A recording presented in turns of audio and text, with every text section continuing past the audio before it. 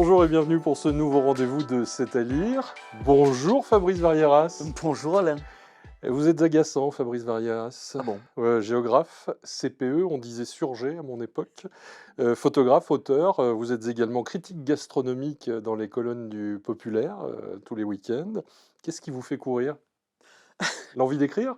L'envie d'écrire, l'envie de tromper l'ennui, l'envie, voilà, de faire toujours de nouvelles choses, de ne pas me reposer sur mes lauriers et puis toujours découvrir, la curiosité. Alors dans votre formation initiale, on vous a appris à faire des cartes, au moins.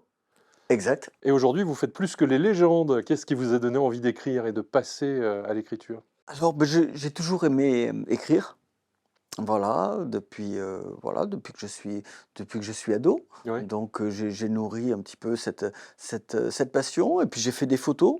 J'aimais les 2. Souvent on dit que les les photographes ne savent pas écrire, donc, peut-être que j'ai eu l'envie de, voilà, de tordre le cou, à cette ancienne.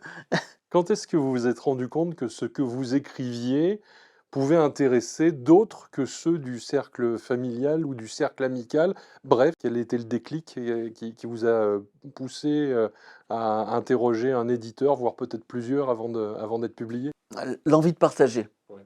Parce qu'on écrit, bon, ça nous fait plaisir, c'est aussi voilà, un besoin qui s'installe, mais c'est vrai que si on ne partage pas, on a fait la moitié du chemin. Non pas par vanité, mais le goût de partager avec d'autres, ses émotions, ses réflexions. Côté photographie, on a été gâtés ces dernières années, puisqu'il y a eu énormément de livres consacrés à la photographie. Ce livre magnifique avec Lionel Londex consacré au Limousin. Deux regards sur Limoges et sur un des bijoux de Limoges, la gare de Limoges bénédictin, et avec bon nombre de photos en noir et blanc.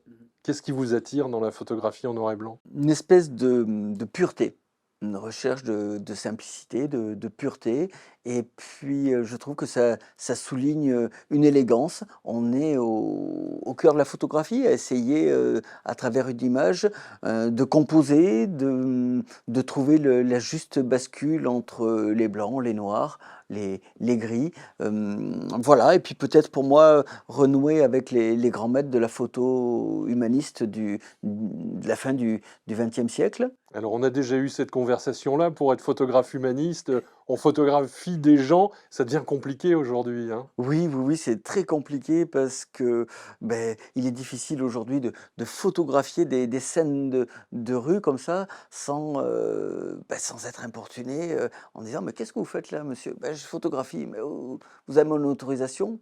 «Eh ben non, mais bon, c'est pour ma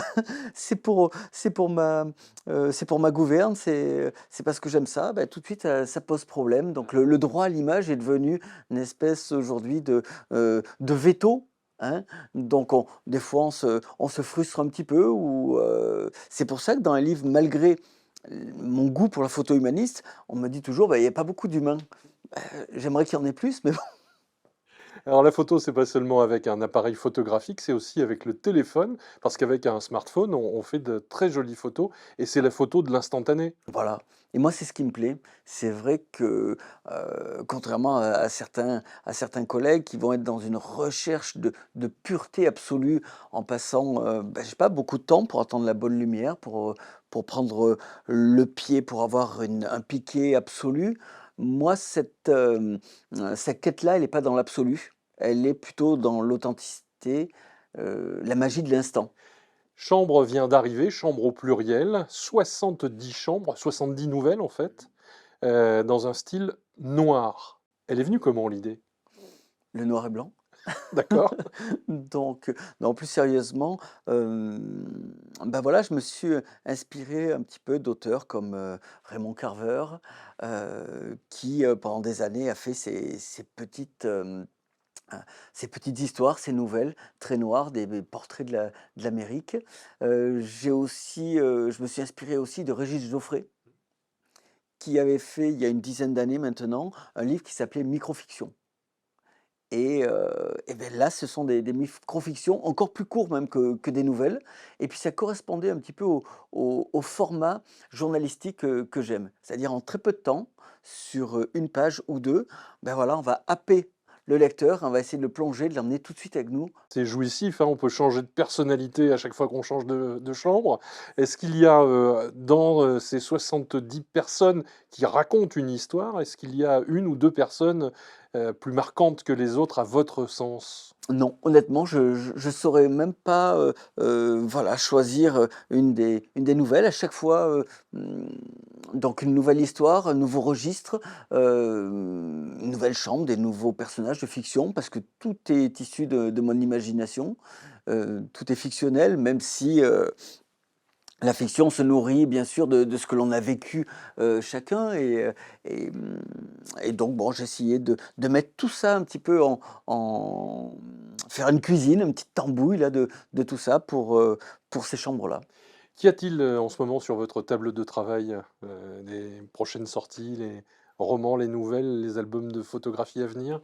Et ben il y a un peu de tout ça. Il y a un peu de tout ça? Ah, quel Alors, bazar! il y a un travail, photo là que je compte mener en ce moment qui aura comme toile de fond, Limoges, les belles maisons. Et il y a voilà, un ouvrage plus d'écriture, voilà, que j'essaie de terminer, hein. Le point final est toujours peut-être le plus difficile à mettre à une histoire. Et puis bon, bien d'autres choses, j'aimerais aussi beaucoup, faire ce livre sur la gastronomie, que j'essaie de pondre, mais en trouvant, voilà le bon angle. Merci d'être venu avec nous, Fabrice Verrières. Merci de nous avoir suivis et on se retrouve bientôt pour un prochain numéro de C'est à lire. Au revoir. Au revoir Alain.